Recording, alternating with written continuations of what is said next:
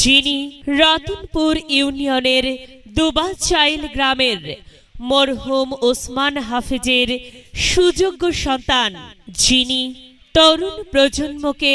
খেলাধুলার প্রতি মনোযোগী করার জন্য বড় পর্দায় বিশ্বকাপ উন্মাদনা দেখার সুযোগ করে দিয়ে দুবাচাইল, বাজে বিশারা, ভিটি বিশারা, দক্ষিণ পাড়া সহ বিভিন্ন জনসমাগম স্থলে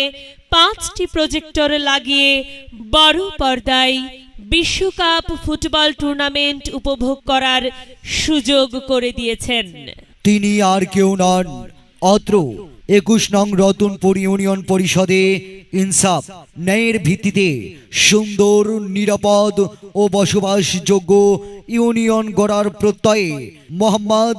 আবুল কালাম আজাদ ভাই, মোহাম্মদ আবুল কালাম আজাদ, সদস্য রতনপুর ইউনিয়ন বিএনপি।